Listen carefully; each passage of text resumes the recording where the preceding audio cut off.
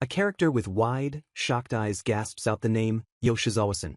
Amidst the sound of clapping, Yoshizawa makes her way to a podium on stage, her expression hesitant as she accepts her new position.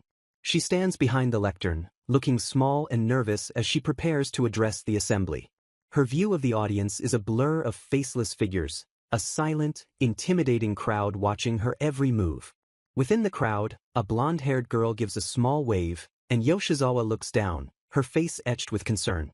At the podium, she introduces herself as Yoshizawa Kurumi from second year, class 2, the new student council president, while her friend in the audience beams with pride. She concludes her speech with a polite smile, promising to do her best for everyone and expressing her hope that they can all work well together. Afterwards, her friend Kokoro joins her, declaring the speech was perfect, but Yoshizawa downplays the compliment, calling it pretty average. Kokoro confesses that she would panic if everyone was looking at her, admitting that the mere thought of it makes her nervous. Kokoro insists that Kurumi is a natural, praising her for the hard work she has always put into the class committee and the student council. Looking at her friend with earnest admiration, Kokoro sighs that she wishes she could be as perfect as Kurumi. Kurumi smiles kindly and dismisses the praise, explaining that things just get easier after you've done them for a long time and that it doesn't matter much anyway. As they walk through the school corridor, she adds that, contrary to what one might think, nobody is really paying much attention. She then looks at Kokoro, telling her that she was the only one who was actually watching the speech, which leaves Kokoro surprised. Kokoro blushes and starts to protest, insisting that everybody must think Kurumi is amazing. Kurumi points out that Kokoro is just easy to spot because she's so tall, to which Kokoro replies that she's actually self-conscious about her height, a fact that surprises her friend. Later, a sign for the student council room is shown as the first meeting is declared concluded, with a voice commending everyone for their good work. As the clock ticks, one student apologizes for being late on the first day and promises to be more careful, while another is reminded they have to leave for club activities. The late student begins to worry about the meeting minutes, but Kurumi reassures her, saying she took notes and will submit them later, just as the group decides to clean up and head out. A male student slides the door open and rushes off, mentioning he'll be late for cram school, while Yoshizawa follows him out into the hallway. Just as she is about to leave, she is stopped by a teacher, Hori-sensei, who calls out her name. The teacher says he's glad he caught her and has a small favor to ask, as Yoshizawa internally frets about being in a hurry. Hori-sensei brings up the topic of Naoi-san, asking if Yoshizawa knows of her and explaining that she is the girl who rarely comes to school. He continues, stating that he had a formal meeting with her earlier but found that she wasn't really able to open up to him. He theorizes that it might be easier for two girls to talk to one another, adding that Naoi's family situation is complicated before asking Yoshizawa for her help. Their conversation is interrupted by a group of students crowding the teacher, asking him questions about the upcoming test and revealing they weren't paying attention in class. Hori-sensei playfully asks if they are trying to butter him up, and as his attention is diverted, Yoshizawa quietly agrees to his earlier request. Thanking her, the teacher tells her that Naoi-san is likely still in the classroom and that she should just introduce herself, which Yoshizawa agrees to with a smile. However, as she walks away, her expression sours and she mutters to herself about how disgusting it is for the teacher to play favorites so openly. She silently fumes, questioning why she is always the one tasked with these things and why the teacher or the other student council members can't handle the bare minimum themselves. Scraping her hands together in frustration, she worries about what her mom will do if she arrives home late. Her resentment builds as she thinks that some girl who doesn't even come to school should have nothing to do with her. Rounding the corner into a dark stairwell, she angrily says that she doesn't give a shit about the situation. She pushes open the door leading out of the stairwell with force. Stepping through the doorway, her angry momentum is broken by a sudden gasp of surprise. Standing just on the other side is a girl with dark hair, looking directly at her. Yoshizawa freezes, recognizing the girl as Naoi-san. A wave of cold panic washes over her as she realizes Naoi might have heard her angry words and could report her to the teacher. Naoi, however, offers a friendly smile and greets Yoshizawa, noting that this is probably their first time speaking, and a flustered Yoshizawa can only agree. Naoi says that even though she's not at school often, she knows she shares a class with the student council president, making Yoshizawa wonder if she managed to go unheard after all. Deciding to feign ignorance about the teacher's request, Yoshizawa listens as Naoi observes she must be busy to be at school so late and asks if she belongs to a club. Naoi playfully asks what made Yoshizawa think she was in a club before dismissing it as a normal first meeting question, and Yoshizawa privately observes that Naoi is quite chatty. Naoi says she is happy to talk, but her words are drowned out by Yoshizawa's own internal voice replaying the harsh insult she had just uttered moments before. The devastating realization hits her. Naoi-san heard everything, and now she knows the truth behind the nice face Yoshizawa shows to everyone. Naoi's demeanor changes as she steps forward, grabs Yoshizawa's tie, looks her in the eye, and calls her a bad girl. Utterly stunned, Yoshizawa can only stammer in confusion, unable to reconcile this confrontation with her carefully maintained image of perfection. Leaning in closer, Naoi continues her accusation, sarcastically suggesting that from Yoshizawa's perfect perspective, she must seem utterly beneath her. A flustered Yoshizawa stammers a denial, insisting that's not what she thinks at all. Naoi then turns and walks away, leaving a bewildered Yoshizawa wondering what that was all about and if she was being messed with. The encounter leaves her standing alone, consumed by frustration and confusion. She lingers by a classroom door, letting out a sigh as she gazes at the school building outside. Peeking into the classroom, she sees Naoi-san resting her head on a desk and resolves that it would be best if she didn't speak to her anymore. At that moment, Hori-sensei finds her and calls her name, stating that he has just heard from Naoi-san. The teacher cheerfully reports that Naoi was very happy Yoshizawa reached out and praises her for doing what was expected of a student council president, forcing Yoshizawa to silently question why Naoi would lie about their encounter. Her gaze drifts to two classmates chatting at their desks as she says of course she'll continue to get along with Naoi. Sitting alone at her own desk, Yoshizawa admits she doesn't know what the teacher expects from her, but she reaffirms her decision not to get involved with Naoi-san any further. From behind her, the sound of whispering catches her ear as two girls begin to gossip. Overhearing their snickers, she pieces together their conversation. They're calling her a suck-up and commenting on her total personality shift. The sound of a pencil snapping is followed by one of the girls calling her a slut. She questions why she is spacing out when she needs to get to cram school, holding an eraser in her hand as she reflects on how people will say whatever they want about her. Holding an eraser in her open palm, Yoshizawa contemplates whether stealing it would make everything be over. She stands in the aisle of a store, surrounded by stationery, her back turned as she considers the act. Her heart pounds in her chest as a voice calls her name, causing her to shiver in place. The memory of Naoi's intense gaze fills her with a sense of dread. Naoi's voice echoes in her thoughts, repeating the accusation that she is a bad girl. Brought back to the present, Yoshizawa approaches the counter and properly pays 110 yen for the eraser she almost stole. She leaves the store feeling a wave of relief, chiding herself for almost doing something so stupid and realizing she is now late for her cram school session. A glance at her phone reveals a string of missed calls and increasingly worried messages from her mother, asking why she isn't at cram school and pleading to know where she is. She stands motionless, isolated by her thoughts and the weight of her school bag. During lunch the following day, her friend Kokoro animatedly tells a story about her mother falling over, while Yoshizawa chews her food in somber silence. Kokoro trails off, sensing her friend's mood, and asks if something is wrong or if she is upset about something, but Yoshizawa simply says it's nothing. As Kokoro gently insists that she is always there to talk, Yoshizawa suddenly snaps, loudly insisting that it's nothing. The outburst shocks Kokoro into silence, who then apologizes, prompting Yoshizawa to stand up and say she's going to get a drink, her face filled with regret as she gasps. Alone by a vending machine, she questions herself, wondering why she lost her temper with Kokoro. She resolves that she needs to apologize to her friend, but her thoughts are cut short as she reaches for a button on the machine. An image of Naoi's face, unnervingly close, flashes in her memory. Naoi suddenly appears next to her as a drink clatters into the dispenser, asking if she should mess with her too and offering to drink whatever Yoshizawa chooses.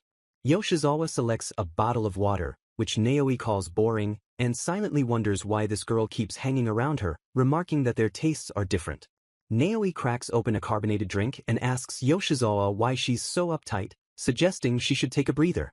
With a knowing look, she leans in and adds that if she doesn't, she might just end up doing some shoplifting. The veiled threat leaves Yoshizawa speechless and sweating, while Naoi watches her with a calm, steady gaze. As they walk down a school hallway, Yoshizawa wonders why this is happening, while Naoi appears completely nonchalant beside her. Naoi suddenly grabs Yoshizawa's arm, pulling her along with a loud, unrestrained laugh. From the perspective of a nearby classroom, The two girls are seen walking together as Yoshizawa internally questions why this is happening to her. Yoshizawa pulls her arm free and confronts Naoi, insisting that she didn't steal anything no matter what it looked like. With a sly smile, Naoi concedes her point before holding up her smartphone and asking what, then, the video on its screen is. The phone displays a recording of Yoshizawa in the store, her suspicious hesitation with the eraser clear for anyone to see. In a panic, Yoshizawa lunges for the device, demanding to know why Naoi recorded it and screaming for her to delete it. She desperately explains that if anyone sees the video, her reputation and everything she's worked for will be ruined. Naoi effortlessly shoves her back, slamming her against a wall and coldly telling her to shut up. Yoshizawa collapses to her knees, clutching her stomach in pain as Naoi nonchalantly apologizes for hitting her solar plexus. While Yoshizawa struggles to breathe, Naoi looms over her, calmly musing about whether she should report the incident or simply post the video on social media for all their classmates to see. Barely able to speak through the pain, Yoshizawa pleads for her to stop. Naoi sits on a nearby desk, observing Yoshizawa's pained expression, and admits that she likes watching her like this. She clarifies that she enjoys watching someone who seems so perfect, someone capable of things she can't do. Naoi finishes her confession with a terrifying smile, stating she loves watching that perfect person writhing around like a bug. On the floor, Yoshizawa is crushed by the realization that because of this one crazy girl, all of her hard work and endurance have become meaningless.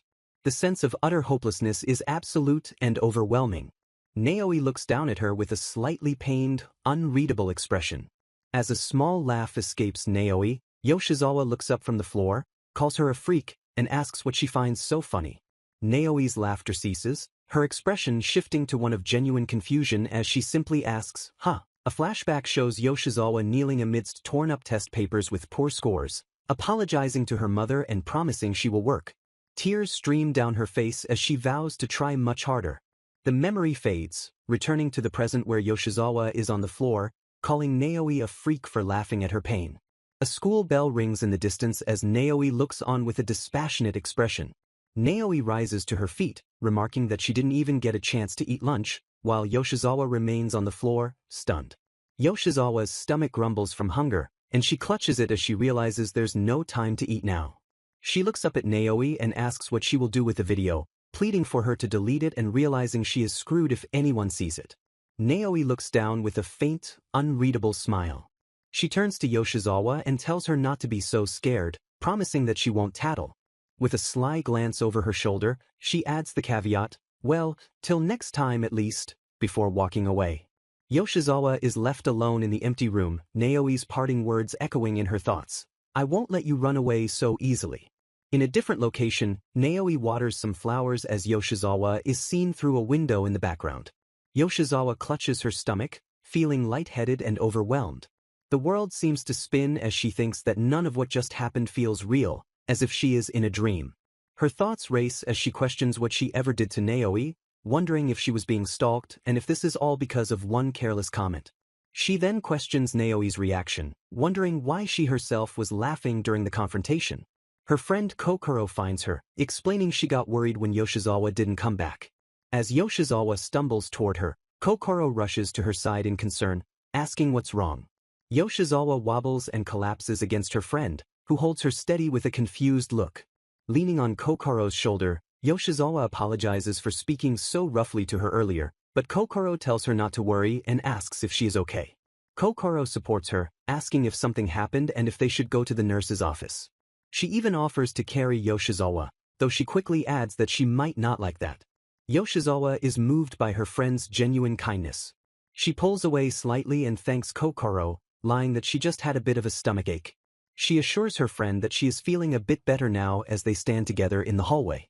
Back in class, a teacher directs the students' attention to a problem on the chalkboard. The teacher calls on Yoshizawa-san, who stands to answer.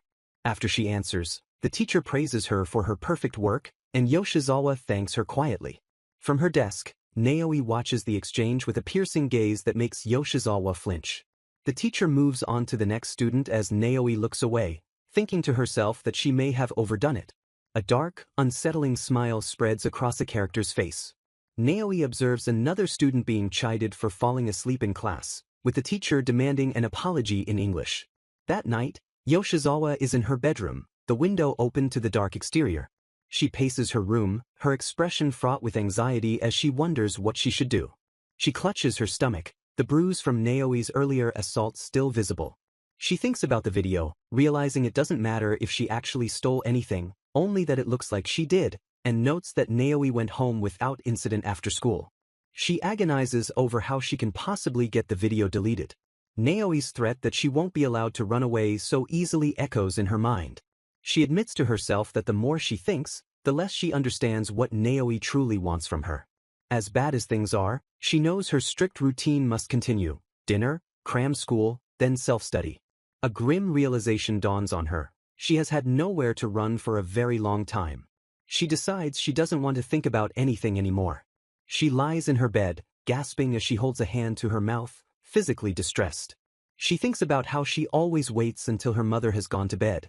She glances at her closed bedroom door, considering the possibility of her mother entering at that moment.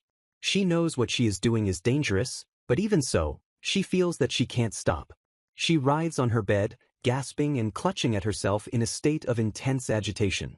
The memory of Naoi holding her down, calling her a bad girl, overlays her current distress. She lets out a final, exhausted sigh. The next day, she lies on her bed, thinking that the worst possible thing has happened, but then dismisses it with a sense of resignation. She concludes that this is just one more thing she will have to endure. At school, Naoi confronts her again, asking what's with you. Naoi says she thought Yoshizawa would be happy, having pegged her as a masochist, but Yoshizawa denies finding any of it fun. Naoi explains her own twisted pleasure, saying it feels good to do whatever she wants to people who look down on her. She then asks Yoshizawa why she was trying to steal something in the first place. Yoshizawa admits that she doesn't know why herself, denying that it was because she lacked money. She explains that it wasn't something she truly wanted to do, but it was an awful, intrusive thought she couldn't stop thinking about. Looking down, she confesses that she can't understand people like Naoi, who just do whatever they want. She tells Naoi to hurry up and get it over with, saying that if this is enough to satisfy her, then she should just do as she pleases. Naoi looks at the ceiling, thinking that perhaps she has said too much. She looms over a shivering Yoshizawa, her proximity intimidating. Naoi tells her that it's boring if she is the only one doing anything. She proposes a game. Yoshizawa must steal something from their teacher's desk, confusing her completely. Yoshizawa argues that she can't stand Naoi and should just be hit instead, but as she speaks, Naoi smacks her across the face with her phone. Naoi dismisses her complaints, saying that compared to shoplifting, this is just a cute little prank. She then makes her offer. If Yoshizawa does it, she will delete the video. Reluctantly, Yoshizawa approaches the staff room and slides the door open. Inside, she is relieved to find that the teacher isn't there, and she tries to reassure herself that it's not strange for her to be in the room. She looks for something small and easy to take by mistake, like a pen, but her eyes land on their framed class photo. She recalls the teacher taking the photo on the first day of class, claiming he wanted to see how they would grow, a sentiment she now thinks is a load of crap. She scoffs at the idea that anyone can tell anything from a single photograph. She blames the teacher, thinking that if he hadn't asked her to get involved with Naoi, none of this would have happened. Looking at the photo, she thinks that she would like for it to break. Her expression hardens with resentment. She shakes her head, deciding that taking the photo is too noticeable. However, she concludes that she has no choice, even though she has no guarantee that Naoi will actually delete the video. Deciding this should be good enough, she glances around before taking the framed photo. She slides open the classroom door to find Naoi waiting for her, looking bored. Naoi slumps in her chair, calling the situation disappointing and asking if Yoshizawa came back empty-handed, guessing it was impossible for an honor student. When Yoshizawa remains silent, Naoi glares and says she thought she'd be more interesting, threatening to upload the video. Yoshizawa tells her not to jump to conclusions as she pulls the stolen item out from behind her back. She presents the class photo, and Naoi takes it, laughing at how gross and old-fashioned it is, while Yoshizawa demands it back. Naoi suddenly throws the photo to the ground with a whoosh. Yoshizawa flinches, thinking Naoi is about to hit her. The frame hits the floor and shatters into pieces. Yoshizawa stares in wide-eyed shock at the broken glass. She grabs Naoi, demanding to know what she has done and crying that the photo can't be fixed. Naoi leans in close, asking if Yoshizawa didn't bring it to her precisely because she wanted it to be broken. Yoshizawa backs away in confusion, asking what she is talking about as she steps on the broken frame. She insists she thought she could return it, which wasn't what she wanted at all, but Naoi questions if she truly wanted to return it after being told to steal. Yoshizawa calls her insane, but Naoi simply shrugs, says that cheating is no good, and therefore, she can't delete the video. With a smile, Naoi holds up her phone and says she will give her another chance. As she leaves, she advises Yoshizawa to head home before anyone sees her with the mess, leaving her to wonder what to do. Staring at the shattered frame, Yoshizawa feels a sense of despair, realizing that the torment is starting all over again. The chapter closes with Yoshizawa looking utterly defeated, lamenting that she didn't even get to drink her water. Yoshizawa stands with her back to the viewer, seemingly in a shower or bathroom. She reflects internally that this time, she really did steal something. While water runs over her hands, she questions her own actions, reasoning that she had to bring the photo but didn't know Naoi would break it, and worries about the consequences of telling the truth. She covers her face and cries, haunted by Naoi's words accusing her of wanting to break the photo all along. She tries to dismiss Naoi's words, telling herself that Naoi is just messing with her for fun and can't be taken seriously. Looking out at the school building, she wishes that by the time tomorrow comes, the school and everything else would just disappear. The imposing facade of the school building stands under a gray sky.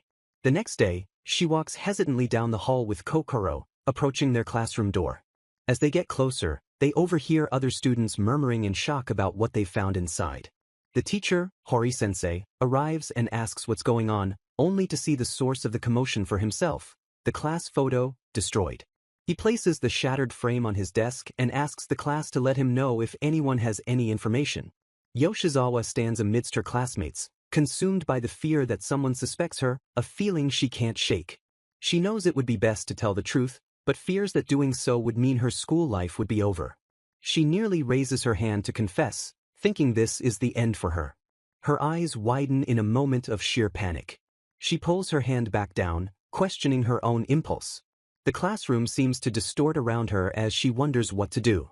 She glances nervously over at Naoi, who sits at her desk looking bored.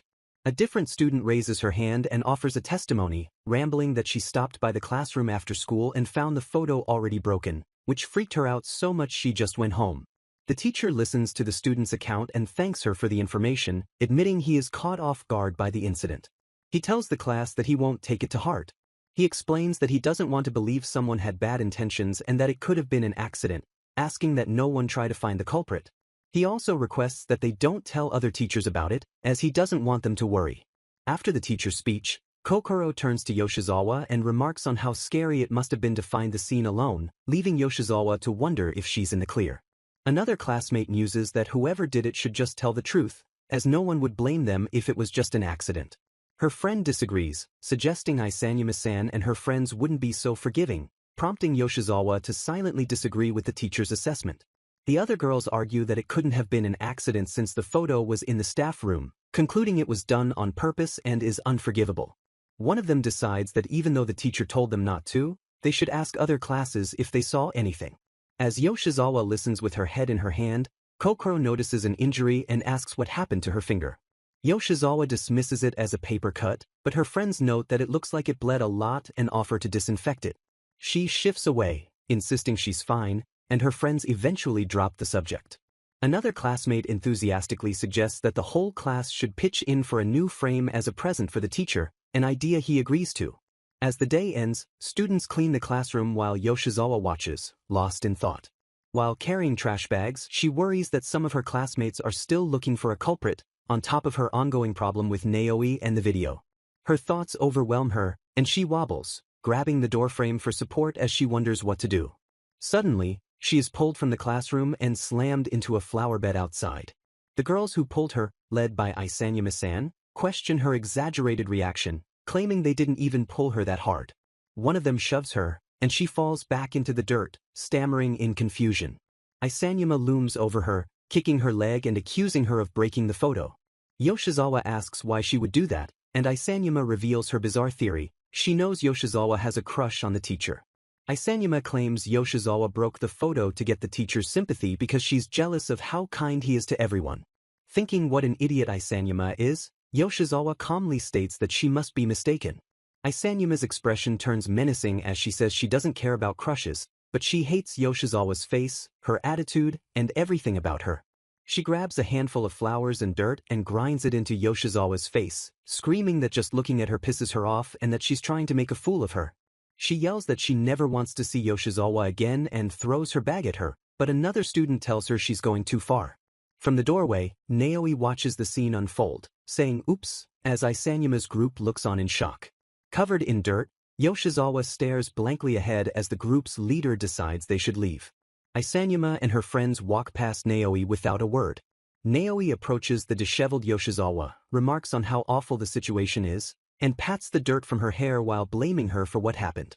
She reminds Yoshizawa that she never told her to take the photo specifically, pointing out that a pen or an eraser would have sufficed. Plucking a flower from Yoshizawa's hair, she says that anything would have been fine. Naoi holds the small flower, her expression unreadable. The flower falls from her fingers, drifting to the ground.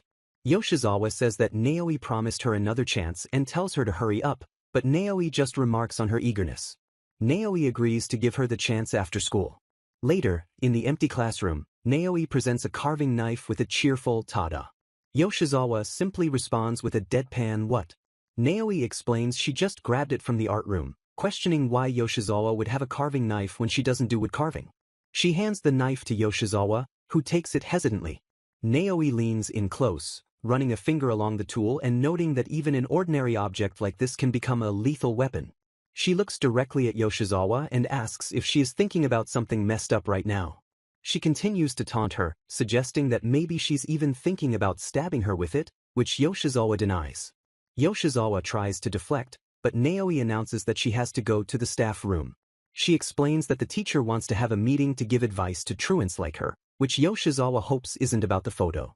Naoi says that even if the truth about the photo comes out, she won't be bothered by it. As she turns to leave, she tells Yoshizawa to figure out what to do with the knife herself. Pausing at the door, she smiles and reminds Yoshizawa that this is her last chance. Yoshizawa is left alone, holding the carving knife and wondering what the hell she is supposed to do. Her mind races, trying to figure out what Naoi would want. She doesn't want to hurt herself, but she can't think of anything else to do. Naoi's taunt about her having messed up thoughts echoes in her mind.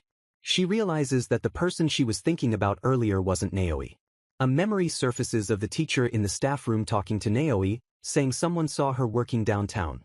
The teacher reminds Naoi that part-time jobs are against school policy but acknowledges her difficult family situation with just her father. He tells her she can always discuss anything with him or with Yoshizawa-san. The memory of her name being mentioned makes Yoshizawa fall from her chair in shock. The teacher suggests Naoi observe some club activities, wondering if her situation will really end like this. Naoi asks if she can go, and the teacher hesitantly agrees. Naoi walks down the empty school hallway, her expression neutral. She passes by the school grounds where other students are playing and laughing. She watches them for a moment before declaring the situation, "How annoying." She arrives at her classroom, Year 2 Class 2, and peers inside. She scrapes and grinds something against the surface of a desk. She stands in the empty classroom, her face obscured by shadow. A cacophony of insults and hateful words are carved into the desk. The memory shifts to Isanyama's body, covered in what looks like blood, slumped over the vandalized desk. Naoi appears beside Yoshizawa, looking at the scene with a cheerful smile and asking, "What's this?" The two of them look at the desk, which is carved with the words, "Disappear bitch." The carving knife clatters to the floor as Yoshizawa realizes the horrifying truth. She staggers back, muttering that she made a mistake and that this is wrong. She insists she's not supposed to think like this and didn't have a good reason to do it. Overwhelmed with guilt and shame, she covers her face and cries out an apology to her mom. Naoi taps on the desk, musing that school tomorrow will surely be interesting, as Yoshizawa dashes out of the room. As she runs, Yoshizawa calls out for her mom, while Naoi is left behind with a small, knowing smile. The final page shows Naoi's scuffed indoor shoes, with a note explaining that their condition may indicate a difficult home life. As Naoi thinks to herself that her life is very sad, Naoi internally wonders what kind of face Isanyama will make when she sees the vandalized desk. Lying in bed, she questions when she was last this excited to go to school. She concludes that this is the very first time. The next morning, she arrives at the classroom and slides the door open with a smile. The classroom is bustling with normal morning chatter, and one student lies asleep at a clean, unmarked desk. Isanuma's friend asks to see her homework, and as she looks, she notices her desk is pristine. Naoi approaches Yoshizawa's desk and grabs her arm, startling her. She tells Isanuma's friend that she needs to borrow Yoshizawa for a bit, receiving a confused agreement. Naoi leads a reluctant Yoshizawa out of the classroom and down the hall. In a bathroom, Naoi blocks the exit and kicks a stall door shut, trapping Yoshizawa inside as she wonders what's happening. Yoshizawa explains that after she cooled down, she took a desk from an unused classroom. She reveals that she swapped the new desk with the one she had ruined, then defiantly asks if Naoi is going to threaten her with the video now. With a resolved expression, she tells Naoi to go ahead. She reasons that she didn't actually steal anything and can explain the video as a misunderstanding if Naoi rats her out. She continues her defiance, claiming that she couldn't care less what their classmates think if rumors start to spread from the video. Holding up a hand to stop Naoi, she says Naoi can kick her, hit her, or do whatever she wants. She declares that either way, she is not going to listen to her any. Naoi suddenly grabs her by the throat, cutting off her sentence. Looking down at the terrified girl, Naoi tells her to stop lying. She squeezes Yoshizawa's throat, insisting that she chose to break the photo and vandalize the desk herself. As Yoshizawa struggles for air, Naoi pushes her against the sink, telling her that her denials are wrong. She leans over the gasping Yoshizawa, saying she's wrong because at that time. Holding her face gently, Naoi finishes her thought with a chilling intimacy, "You looked so alive." Elsewhere, students complain about having PE first thing in the morning.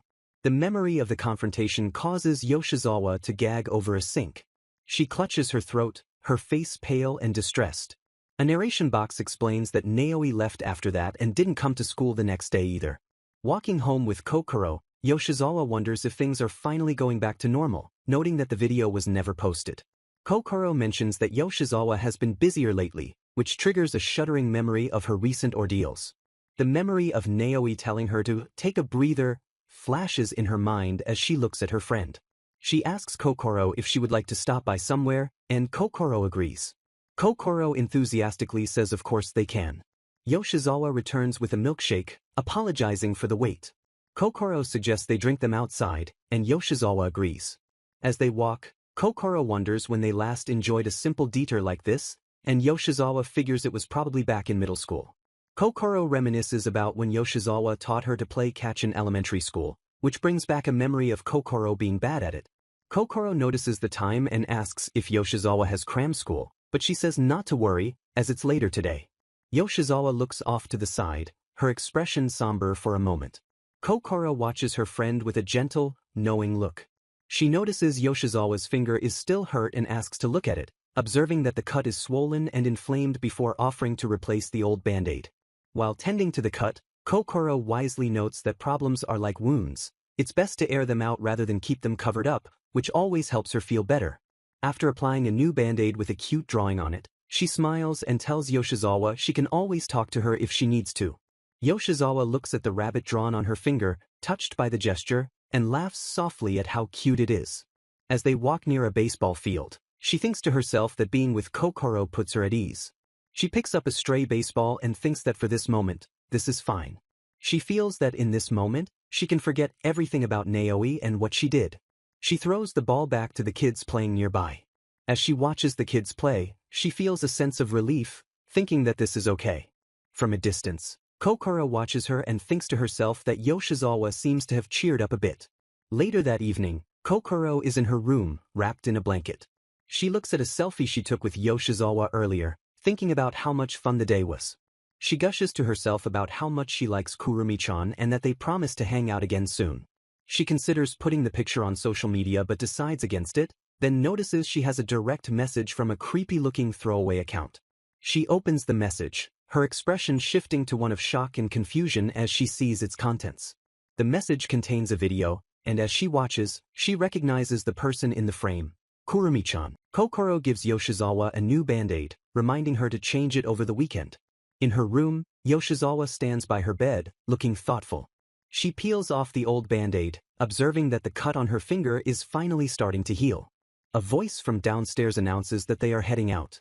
As Yoshizawa is about to leave, her mother calls her name. Her mother hands her a forgotten lunch and reminds her about cram school later. A memory surfaces of her mother gripping her chin, insisting that everything she does is for Kurumi's sake. The memory is sharp, and she recalls the tightening grip as she acknowledges that she knows. The next morning at school, Yoshizawa cheerfully greets Kokoro, who shivers and turns away nervously. Yoshizawa tells her that the cut is healing just as she said it would, but Kokoro only manages a stammered good morning. Kokoro offers a quiet, thank you, her thoughts elsewhere as she hopes her own life will return to normal just like the cut. Yoshizawa tells her not to mention it, resolving to do whatever she can for her mom's sake as well. She sits at her desk, mumbling that she'll do whatever it takes. A classmate bumps into another student's desk as they pass by. The students snicker at the clumsy moment, but their attention is drawn to the front of the classroom where Naoi has appeared. Naoi stands in the doorway, her presence immediately noticed. Yoshizawa stares in shock, wondering why she came to school. Other classmates also wonder why the jerk is here, as Naoi lets out a yawn. Yoshizawa tries to convince herself to stop thinking about it, that Naoi's presence no longer concerns her. Kokoro watches from her desk with a deeply troubled expression. After class, Kokoro approaches Yoshizawa in the hallway, asking if she has a second. She holds out her phone, her hand trembling slightly as she prepares to show it. She asks, her voice heavy with concern, if the person in the video is Kurumi-chan. The phone screen displays the incriminating video of Yoshizawa in the store. Yoshizawa is horrified, realizing Naoi sent it, as Kokoro explains it came from a throwaway account. Yoshizawa tries to deny it, but Kokoro gently insists she is certain it's her, adding that she understands. With unwavering faith, Kokoro looks her in the eye and asks if someone forced her to do it. She insists that Kurumi-chan would never do something like that on her own. Kokoro continues, her voice full of conviction, saying Yoshizawa has always been kind and would never hurt anyone. She concludes with absolute certainty that there is just no way she would do those things. With tears in her eyes, she asks for confirmation, her face pleading for Yoshizawa to agree. Yoshizawa thinks to herself that this situation really sucks. Kokoro immediately springs into action, saying they need to get help from an adult like their teacher, believing the blackmail is cruel and explains why Yoshizawa has been so busy. She suggests they could also tell Yoshizawa's mom, who would be able to do something about it. Yoshizawa panics and begs her not to tell anyone. She pleads desperately with Kokoro, begging her not to tell her mom. Leaning against her friend for support, she promises to figure it out on her own and says she doesn't want to worry her mother.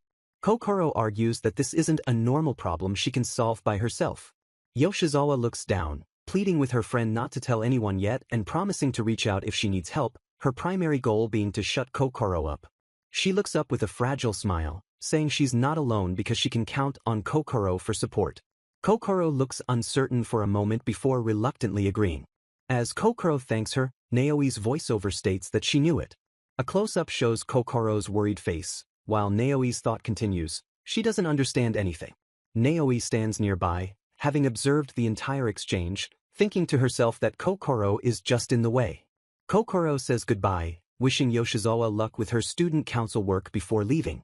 Yoshizawa stands alone at the top of a staircase. She watches Kokoro walk away down the stairs. As she stands there, a door slides open and a voice calls her name. Naoi appears, smiling as she asks if Yoshizawa was planning on meeting someone there. Yoshizawa confronts her, demanding to know why she sent the video to Kokoro, and Naoi admits she figured she would be followed. Yoshizawa insists that Naoi not drag Kokoro into this, but Naoi just scoffs at how close their friendship is. Naoi then points out that despite being such good friends, Kokoro doesn't understand anything about the real Yoshizawa. She suggests that Yoshizawa doesn't actually want to act like a good little girl and do nice things. As Kokoro's phone vibrates with a message, Naoi asks if having everyone force their expectations on her doesn't just drive her crazy. Yoshizawa checks her own phone and sees a text from Kokoro, apologizing and saying she thought about it some more. The text continues, with Kokoro stating that she can't just wait and do nothing. Kokoro's message concludes that she is going to talk to Yoshizawa's mom about it so she won't have to, and Yoshizawa screams in her mind, trying to call her. Panicked that Kokoro is going to tell her mom, she tries to run, but Naoi grabs her arm, asking if something is wrong. Yoshizawa struggles, yelling to be let go, but Naoi holds her fast, mocking her obsession with her mom and remarking that parents are overrated. In her desperate struggle, Yoshizawa's hand flies up and strikes Naoi across the face, causing her nose to bleed. The force of the blow sends Naoi stumbling back as Yoshizawa falls to the floor in shock. Naoi touches her bleeding nose and looks at Yoshizawa on the ground, stating that she's just returning the favor. At that moment, Yoshizawa's mother is spotted outside, wondering if that's Kokoro-chan she sees. Naoi pins Yoshizawa to the ground, taunting her that she'll be screwed if she doesn't go stop her friend. As blood splatters, Naoi tells her she'll need to struggle a lot harder than this. Yoshizawa's mother sees Kokoro and greets her, asking what brings her here.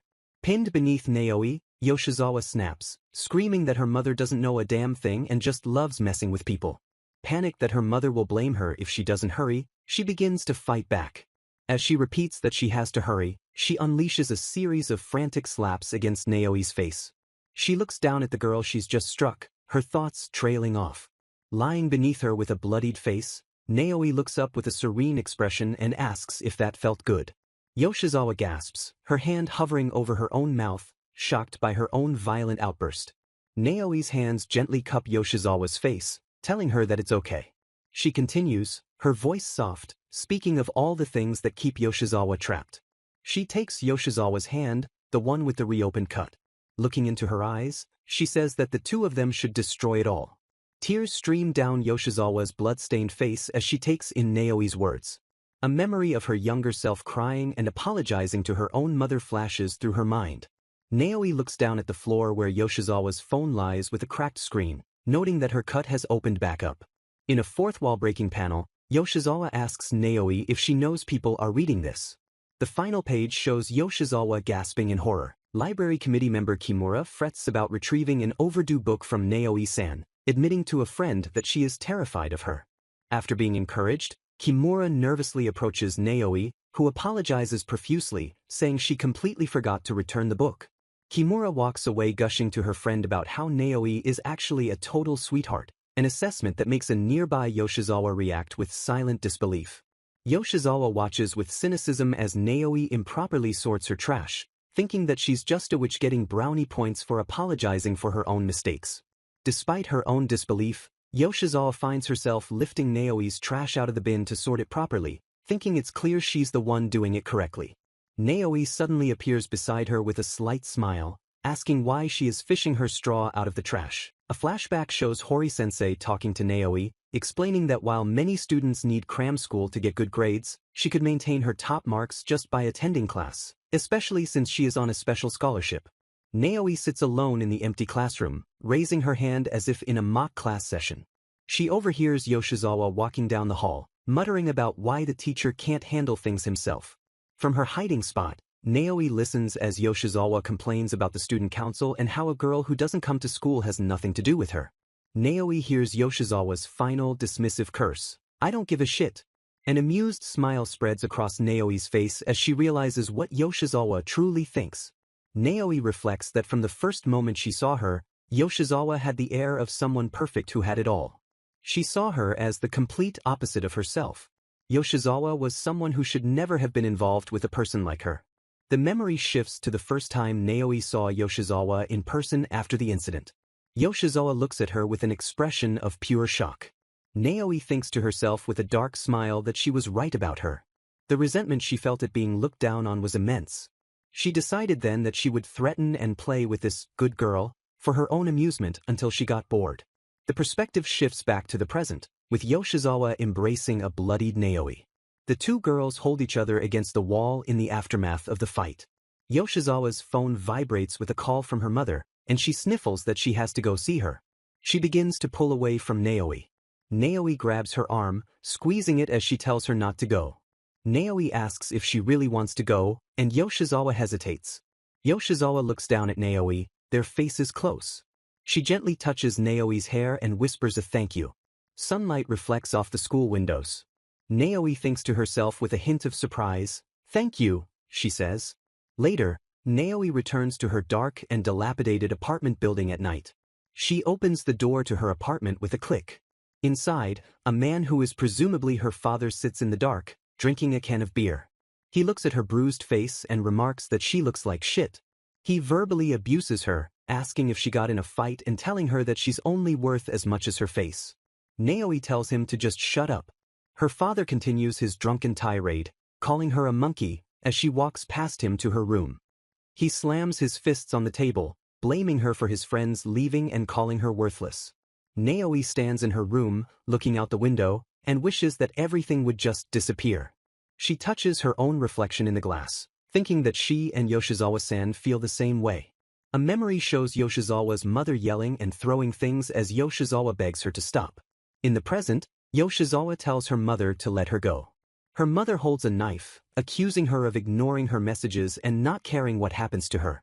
Yoshizawa holds a knife to her own throat, her face a mask of terror, as she screams that this is the only thing she can do. The kitchen knife clatters to the floor. Yoshizawa collapses, breathing heavily after the intense standoff. Her mother rushes to her side, asking why. She frantically questions Yoshizawa, asking why she would steal something and why her face is covered in bruises. She asks if her kind, considerate daughter has just been a lie this whole time.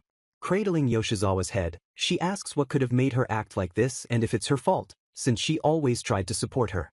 She tearfully demands to know why Yoshizawa would throw away all her hard work. Yoshizawa confesses that she doesn't get it either and doesn't know who she is anymore. She echoes Naoi's words, saying she wants to be free from the pressure of others' expectations but is afraid of being left with nothing. She then recalls Naoi's proposal, that the two of them should destroy it all. Naoi's hand is offered to her in a memory. Yoshizawa reaches out to take it. Their hands clasp together. Yoshizawa's mother kneels before her, crying that she's just a nuisance. Yoshizawa looks at her mother with a pained expression. She confesses that she's already been broken for a long time. She thinks that if things were to fall apart even more. The image of the knife and her mother's self-harm scars flashes in her mind, along with the fear of what her mom will do. She takes her mother's hand and tells her that's not what she thinks at all, that her mom is incredibly important to her. She begs her mother not to try and hurt herself anymore. A bowl of food sits on a table. At dinner, Yoshizawa's mother wonders if she should have just gotten takeout, but Yoshizawa insists it was fun making it together. She smiles and tells her mom that her cooking is her favorite after all. Her mother suggests it would be best if she took some time off from school, and Yoshizawa agrees. The scene fades to black. Yoshizawa sits at her desk studying, thinking that she can't spend time on unnecessary things. She believes that way, no one will get hurt. As she touches the bandage on her cheek, she wonders if Naoi went to school looking as she did after their fight. She muses that Naoi probably doesn't care what others think, and that she'd kind of like to see that. She thinks it's strange that even though they hate each other, she is still thinking about Naoi, but feels relieved that she won't have to be involved with her anymore. A single tear drips down her cheek. She focuses on her studies, whispering, "Thank goodness," to herself in the quiet of her room. At school, it's raining as Kokoro sits at her desk. She taps her pen, looking down at her notes. Naoi approaches her desk and calls out her name, Shimoda-san. Naoi, whose face is bruised, asks Kokoro if she could give a letter to Yoshizawa for her, since she'll be stopping by her place. Kokoro happily agrees, promising to make sure Kurumi-chan gets it. As Naoi turns to leave, Kokoro asks if her injuries are okay. Naoi replies with a slight blush that the person she likes is into that sort of thing, though it can be a pain. She thanks Kokoro and leaves her stunned and speechless. At home, Yoshizawa makes tea as her phone vibrates with a message. She reads a text from Kokoro, who says she's leaving handouts in her mailbox. As rain falls outside, Yoshizawa decides she better go and get it. Wearing a hood and a face mask, she walks out into the rain. She is met by Kokoro, who is waiting for her with an umbrella and immediately apologizes. Kokoro tries to shield her with the umbrella, but Yoshizawa says she's more worried about Kokoro getting soaked. Kokoro explains that Yoshizawa is staying home because of the video and that she should have listened when she was told not to go to her mom. Yoshizawa says it's fine, as she would have had to talk to her eventually anyway. Kokoro presses on, asking what happened with Naoi-san. She asks about the injuries she saw on Naoi. Yoshizawa tries to create distance, warning Kokoro that she'll catch her cold. She thanks her for the handout and tries to end the conversation, but Kokoro stops her. Yoshizawa walks away into the rain, leaving Kokoro standing under the umbrella. Kokoro holds the letter meant for Yoshizawa behind her back. She clenches the letter in her hand. She thinks that she wouldn't mind. She thinks that she doesn't mind if she gets sick. She walks after Yoshizawa, thinking that she would do anything to make her feel even a little bit better. She declares she would do anything. Tears swell in Yoshizawa's eyes as she listens. Kokoro throws her umbrella aside, letting the rain soak her. She begins to speak, her voice trembling. The rain pours down around them as she makes her confession.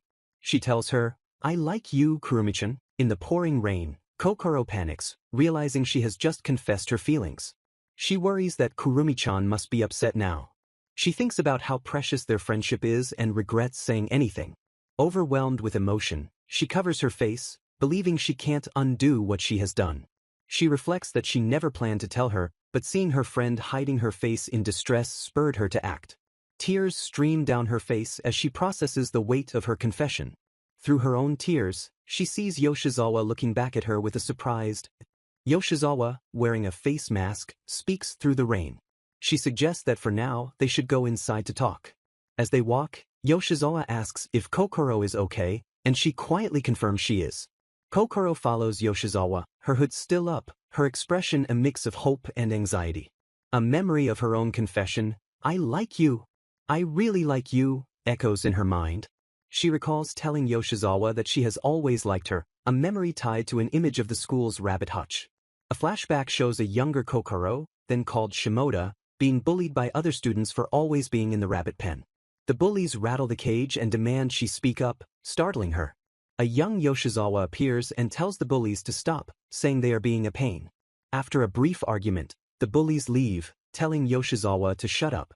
Yoshizawa peeks into the hutch, startling the shy Kokoro. She gently asks if Kokoro wants to pet one of the rabbits. Yoshizawa happily pets a rabbit, exclaiming how fluffy it is, while Kokoro admits she feels uncomfortable. Yoshizawa explains that she had been watching for a long time and is happy to finally touch a rabbit.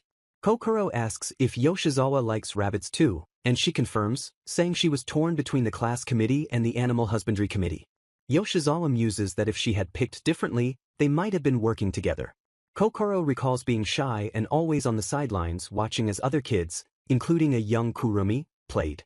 She remembers how happy it made her when someone as cool as Kurumi-chan reached out to her. Yoshizawa calls out to her, breaking the memory. The younger Kokoro offers to let her pet the rabbits anytime she is on duty. Yoshizawa beams and thanks her enthusiastically. The memory fades on a close-up of the rabbit cage. Kokoro remembers wanting to get a little closer to her. In another memory, a classmate points out that Shimoda has cut her hair. Yoshizawa and another friend chime in, telling her that it's cute. A group of girls invite the newly confident Shimoda-san to join them. She is welcomed into the group of friends. Yoshizawa stands among them, a central figure in Kokoro's memory.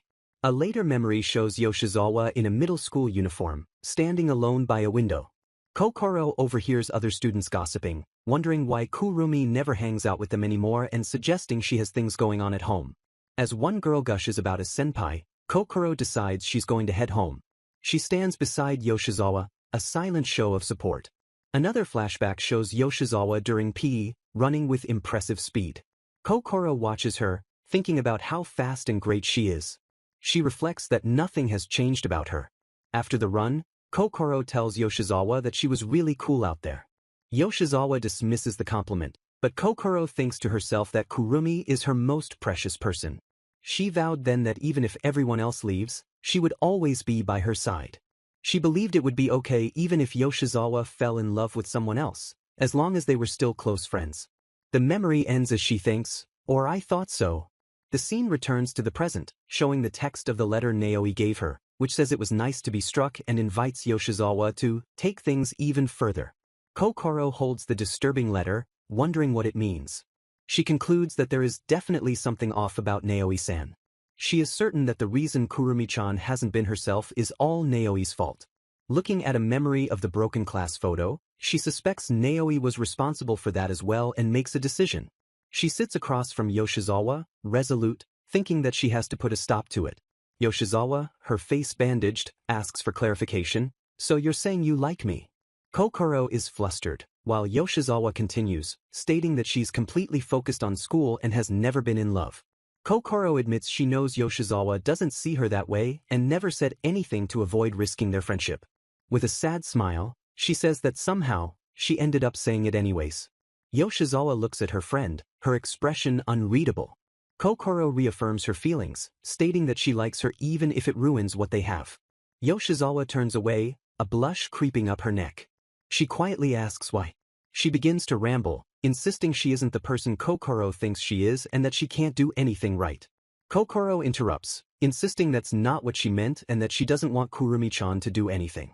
She takes Yoshizawa's hand, explaining that all she wants is for her to give her a chance to support her.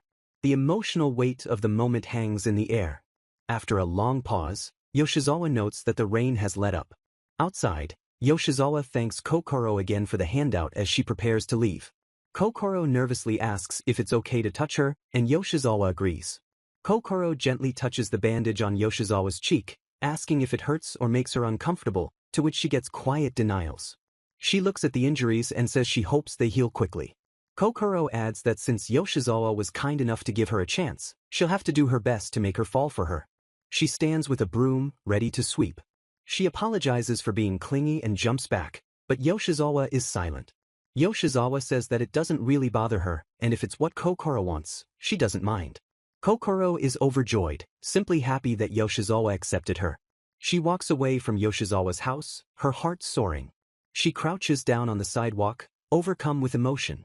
She can't believe she is now going out with Kurumi-chan. Overwhelmed with happiness, she wonders if she is dreaming. She recalls how much Kurumi-chan was suffering earlier. She knows that Nason must have done something terrible to her. Her expression hardens with determination. She thinks that she won't let Naoi have her way with Kurumi-chan. She vows that she is going to protect her. The final page shows Naoi's letter, now filled with nonsensical meme text and translator's notes. Kokoro holds the strange letter, wondering what it is. Kokoro stands before Naoi-san at the school gate. The two girls face each other in the morning light. Kokoro holds out the letter, apologizing and stating that she was not able to give it to Kurumi-chan. Naoi asks if she looked at it, and when Kokoro starts to apologize again, Naoi questions if saying sorry makes it okay. She dismisses the apology, saying it doesn't matter anyway as she takes back the letter. Kokoro finds her voice and tells Naoi to stop trying to get close to Kurumi-chan. Naoi asks how that concerns her, and Kokoro replies with conviction that it concerns her. With a blush, Kokoro declares that it's because Kurumi-chan is her. Naoi interrupts her, her expression unreadable as she simply asks, "Is that so?" A flashback shows Naoi tearing the rabbit band-aid off Yoshizawa's finger, saying she's happy to hear it. Yoshizawa washes her face in the bathroom sink. She stares at her hand, the finger now bare, her expression one of shock and violation. The sign for second-year class 2 is shown. Isanuma sits at her desk while her friends look at their phones. One of them whispers to Naoi that Yoshizawa isn't coming to school again and suggests it's Isanuma's fault. Isanuma denies it's her fault, arguing it just proves she was right and that only the person who broke the photo would be afraid to come to school. Her friend just smiles condescendingly at her. Isanuma then approaches Yoshizawa's empty desk and says it looks like she finally got over her fake illness.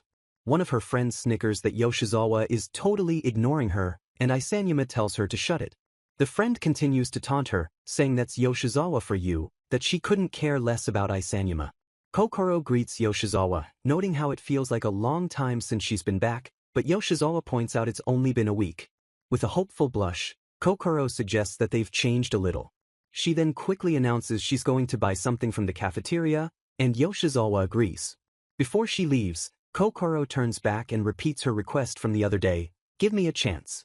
Yoshizawa thinks about her mother's breakdown and wonders if Kokoro would end up the same way if she refused, so she quietly agrees. Sitting on a bench outside, Yoshizawa questions what she's doing, feeling as though she's trying to date a friend she doesn't think of that way. She feels as if her head is filled with fog and everything is blurry. Kokoro returns with a snack, brightly thanking her for waiting. She offers to share it, and Yoshizawa accepts with a quiet thanks. Kokoro remarks that the summer uniforms put her in a good mood, and Yoshizawa observes that she seems happy, so she supposes this is okay. Later, Hori-sensei approaches Yoshizawa, asking for a favor even though she's just recovered from her sickness. He holds up a career path survey form. He explains that some students still haven't turned theirs in, and vacation starts tomorrow. He says he'd like to look over them during the weekend, and Yoshizawa internally questions why she, a student, has to handle this. She agrees to collect them, and the teacher thanks her, calling her a lifesaver and handing her a list of names that includes Naoi's. Kokoro offers to help, but Yoshizawa tells her it's fine. From Yoshizawa's perspective, the teacher and her girlfriend both seem happy. She approaches Naoi's desk and informs her that the career path survey is due tomorrow. Naoi looks up, repeating the words, career path, as if they are foreign to her. She slides open her empty desk drawer, stating that she doesn't have the form. Yoshizawa wordlessly hands her a blank copy, and Naoi offers a sarcastic "Gee, thanks." Kokoro watches the exchange with a concerned expression. An exterior shot of the school building is shown. After collecting almost all of the forms, Yoshizawa tells a waiting Kokoro that she should go home ahead of her. She sees Naoi asleep at her desk and agrees, though her expression is worried. As she turns to leave, Kokoro changes her mind and says she'll wait for Kurumi-chan. Yoshizawa tells her she doesn't have to force herself, but Kokoro insists she isn't. She takes Yoshizawa's hand in hers. Their fingers intertwine. Kokoro says she wants to. The two girls sit together in the quiet classroom, Yoshizawa reading a book while Kokoro is on her phone. From across the room, Naoi calls out to them. Yoshizawa and Kokoro both look up, startled by her interruption. Naoi gets up and approaches them, asking what the heck is up with Yoshizawa. She demands to know what happened to the passionate expressions she showed before. She turns to Kokoro, whose family name is Shimoda, and asks if she hasn't seen it. She specifies that she's talking about Kurumi-chan making that sort of face. Kokoro stands up and tells Naoi to stop, saying she's making her uncomfortable, but Naoi just asks, "Oh really?" before the classroom door slams open. Isanyama stands in the doorway, her presence immediately raising the tension. Yoshizawa collects the last of the papers and tells Kokoro they should go home. As they leave, Kokoro tells her she thinks it's better to stay away from Naoi, calling her a weirdo. As they pass Naoi in the hallway, Naoi snatches the folder of surveys from Yoshizawa's hands. Naoi dashes away down the hall, and Yoshizawa cries out for her to wait. She runs after Naoi, leaving Kokoro behind, who slips and falls in the commotion. Kokoro collapses to the floor of the empty hallway. She can only call out Kurumi-chan's name as she watches her run off. Naoi is surprised at how fast Yoshizawa is as she catches up to her. Naoi's indoor shoe slips off her heel as she runs. Yoshizawa stops to catch her breath. She looks down and sees Naoi's discarded shoe, realizing she went barefoot and calling it cheating. Looking up at the school building, she wonders why she is chasing her so desperately and realizes she's just playing into her hands. She catches up to Naoi on the roof, who is stopped by the chain-link fence surrounding the pool. She pants, admitting to herself that she decided not to get involved with her anymore. Naoi taunts her for being so kind, asking if she shouldn't be more concerned about her girlfriend who took a tumble. She continues to mock her, saying she does troublesome things so easily, like becoming someone's girlfriend just because they ask. Naoi claims that Yoshizawa will do anything she tells her to. She holds the folder of surveys hostage, telling Yoshizawa to strip naked right there, and she'll give them back. Yoshizawa's expression shifts from shock to a cold, hard glare. She removes her vest. She declares that it's good enough. She approaches Naoi, who holds out the surveys, asking if they are important to her. Naoi holds the papers above her head and declares that at the end of the day, it's just paper. Yoshizawa looks from the papers to Naoi's face. She suddenly lunges forward, tackling Naoi. They both crash through the fence and fall into the pool below. Naoi comes up sputtering, drenched in the water. Yoshizawa, also soaked, asks if she pushed them in on purpose. She then asks if there has to be a reason for her actions. Naoi, floating in the water, simply states, "There's no us." The two girls stand apart in the pool, their shadows long in the afternoon light. From a classroom window above, Kokoro watches them in shock. The scene shifts to the staff room, where Hori-sensei finds the career path surveys, now warped and wrinkled from the water. He complains that he can't read them and will have to collect them all again. Elsewhere, students are at karaoke. One student complains about having to take a summer class, which means she won't get to see Ho-chan. Her friend teases her for being head over heels in love. The friend mentions that their class is supposed to do a deep clean of an unused classroom before summer classes start. The scene shows the ruined desk that Yoshizawa had previously replaced, thinking what a pain it is. In another scene, Yoshizawa asks Naoi what her first name is. Naoi lifts Yoshizawa's chin and says she doesn't just hand that out for free. Yoshizawa walks behind Kokoro, her clothes still damp from the rooftop pool. She notes that Kokoro didn't ask what happened as water drips from her shoes. Drying her hair with a towel, she reflects that even without words, she could tell what Kokoro was thinking. She compares the look in Kokoro's eyes to the one her own mother gives her. In a memory, Hori-sensei looks over the ruined career surveys and asks how this could have happened, and she can only apologize. She recognizes that same look on his face again. It is a look of pure disappointment. She recalls Naoi's empty desk, her absence felt in the classroom. She remembers Naoi standing over her in the pool after she pushed them both in. She wonders if Naoi was looking at her with that same disappointed expression. In the present, Kokoro cheerfully notes that summer vacation is about to start and asks if Kurumi-chan will be busy with a summer course. When Yoshizawa doesn't respond, Kokoro asks again, tentatively wondering if she would like to spend some time together during the vacation. Yoshizawa looks distant, her mind clearly elsewhere. She agrees to the idea, saying it sounds nice. Kokoro is thrilled and suggests they go to the zoo, mentioning they have an area for petting rabbits, but Yoshizawa only asks rabbits. Kokoro explains that rabbits were the reason they first started talking.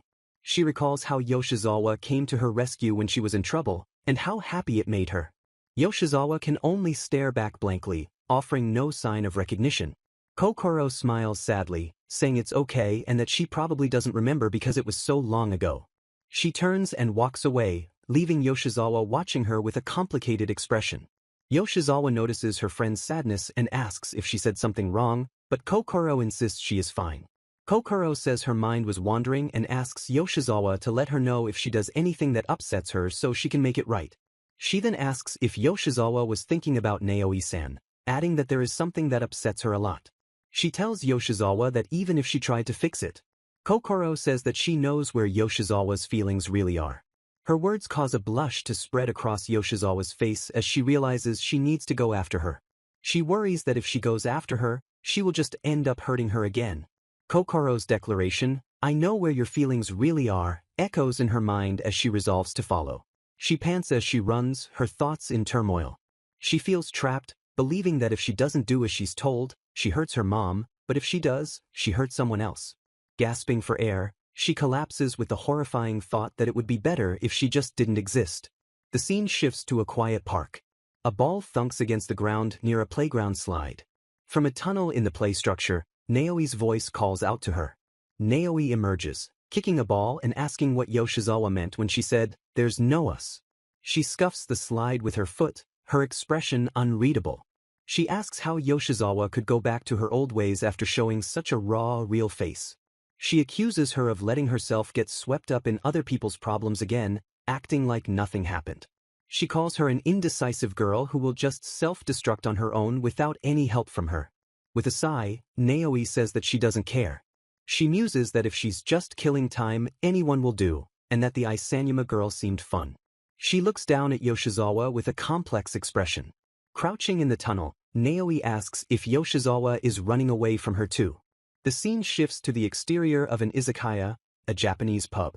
Inside, Kokoro's parents discuss their daughter, noting that she seems down and wondering if something happened at school. At the restaurant, Kokoro works while checking her phone. She types out a text message, apologizing for what happened earlier and admitting Naoi-san worries her. She looks at her phone, noting that Kurumi-chan hasn't messaged her back. She reflects that when they were just friends, it didn't bother her when Yoshizawa didn't notice her or listen to her. She recalls telling Yoshizawa she didn't want her to do anything, admitting to herself it was because she was jealous. She stands in the kitchen, thinking that maybe she shouldn't have confessed. She quickly smacks her cheeks, chastising herself for her negative thoughts and resolving to give it her all. She decides she needs to actually communicate now that they are dating and that she will apologize in person tomorrow. Revitalized, she calls out to her mom that she'll eat after all. The next day at school, students are cleaning the classroom. Yoshizawa polishes the windows, her reflection showing a quiet determination. In the bathroom, a student asks her friends if they are looking for Naoi-san, but another says she was just there a second ago. In an unused classroom, other students complain about the dust, but one points out that no one ever uses the room. One of them calls out for the others to come look at something nasty they found. A friend asks what it is, her expression curious. She looks down and sees the desk that Yoshizawa carved, with one student speculating it might be bullying. The words, bitch and slut, are clearly visible among the scratches. The word, disappear, is carved prominently across the center. Isanuma storms out of the room, shoving past the other students. Her friends call after her, telling her to hold on. She stands in the hallway, radiating anger. Her expression is one of pure fury. She marches into her own classroom and crashes a cleaning bucket to the floor, silencing the room. The other students murmur in shock at her sudden entrance. Isanuma stares at Yoshizawa, telling her not to play dumb. She points at her accusatorially. She stands over Yoshizawa's desk and declares, "You did this, didn't you?" Isanuma confronts Yoshizawa in the classroom, her face contorted in anger as she accuses her. The vandalized desk sits on the floor between them, a testament to the conflict. Yoshizawa looks on with a weary, sweat-drenched expression. Isanuma grabs her, yelling that she must have been the one to do it while acting like a perfect honor student and making everyone else look like idiots. Kokoro rushes to her side, telling Isanuma to calm down. Isanuma tells Kokoro that it's none of her business, but she stands firm, muttering about the lack of proof. Kokoro argues that Isanuma has no evidence and is awful for grabbing and yelling at her based on her own assumptions. She insists that Kurumi-chan would have no reason to do something like that, as other students begin to wonder what's going on. Kokoro turns to her friends for support, but they just look away awkwardly. Yoshizawa thinks that the defense is meaningless, because when it comes to her, people will believe what they want. Naoi observes that since it's Yoshizawa, she could easily fool everyone with the right excuse, while Isanuma insists she must have destroyed the desk. Isanuma furiously asks if she hit the bullseye when she called her a slut, shocking Kokoro. As her friends try to restrain her, Isanuma screams that it's because this bitch is always giving the teacher, "Do me eyes." Kokoro pleads with her to stop, but Isanuma insists she is just blaming her instead of accepting the truth. Kokoro looks at Naoi, who is watching the scene with a detached expression. Naoi turns her gaze toward Isanuma's group and asks, "What?" Yoshizawa steps forward, telling everyone to calm down so they can talk properly, but Isanuma tells her to shut up. Isanuma's friends try to pull her away, but the argument continues. The commotion draws the attention of more and more classmates. Yoshizawa stands in the middle of the chaos, surrounded by her peers, and thinks, right. She reflects on her stifling world and how she has always wanted to get away from it. She knows she has to go back to that world. She believes there is no other place where she belongs. She stands opposite Naoi, a silent understanding passing between them. The two girls face each other, the classroom frozen around them. Yoshizawa remembers Naoi's words about the things that keep her trapped. She recalls her own declaration that she and Naoi would destroy it all. With a newfound resolve, she thinks to herself, "I destroyed it." She turns to face the entire class, now a sea of faceless students. Isanuma smiles cruelly, certain of her victory, as Kokoro looks on in horror. Isanuma declares that this girl has been deceiving all of them the whole time. Yoshizawa calmly confesses that she carved up the desk and destroyed the photo because she wanted to, leaving Kokoro speechless. Kokoro asks if Naoi told her to say that, but Isanuma interrupts, saying they've made enough of a mess. Isanuma leans in close, her expression triumphant, and orders Yoshizawa to get on her knees. She screams that Yoshizawa made the entire class uncomfortable and must get on her knees to apologize. She taunts her, telling her to hurry up. Before Isanuma can finish her sentence, she is cut off by a sharp slap. Yoshizawa stands over her, her hand raised, as Isanuma shakes in disbelief. Isanuma recoils, letting out a small eep of shock. Yoshizawa calmly places her foot on a desk and leans over the cowering Isanuma, asking if she thinks she's timid or has a bad attitude. With a cold smile, she asks if it felt good to go after her for no reason and where all her bluster from before has gone. She asks if Isanuma really thought she would never fight back. As Isanuma begins to apologize, Yoshizawa questions why she would. She states that she couldn't care less what Isanuma thinks of her. She walks away from the scene, leaving Isanuma stunned, and asks a worried Kokoro if she's okay. Yoshizawa and Kokoro look at each other, a new distance between them. Kokoro reaches out a hand to her. She looks at her friend with fear and confusion. Yoshizawa turns and walks toward the front of the class, telling herself she gets it now. She walks past the rows of desks, her classmates parting before her. She walks through the whispers and mumbles of her peers. The path opens before her as she heads toward the door. She stops in front of Naoi and says her name. The two girls lock eyes for a moment. Yoshizawa simply asks Naoi, "How was that?" Naoi looks surprised for a moment before answering. Just as the teacher, Hori-sensei, arrives to ask about the commotion, Yoshizawa grabs Naoi's hand. Naoi shoves the teacher aside, calling him a shitty-ass teacher as she tells him to move. The teacher is left behind as the students stare at the chaotic scene. Naoi looks back over her shoulder with a triumphant smile. Yoshizawa looks back at her with a newfound light in her eyes. The two of them run out of the school together, hand in hand. They walk along a bridge overlooking the city. Yoshizawa says that it's finally over, and that when she realized she didn't have to hide the truth anymore, she felt relieved. Naoi asks if she is having second thoughts. Yoshizawa admits she has some regrets and probably went too far, but Naoi says she thought she could have gone even farther. Yoshizawa explains that it was because of Naoi that she was able to say what she really thought in front of everyone. Her phone begins to vibrate with a call from her mother, and Naoi watches her reaction. With a decisive movement, Yoshizawa throws her phone over the railing, and it kerplunks into the water below. Naoi asks if that won't come back to bite her, but Yoshizawa says she doesn't know. She says she'll deal with it when it happens, as there's no point in thinking about it now. Naoi remarks that since she did that, they can't exchange contact info, mentioning the letter she never received.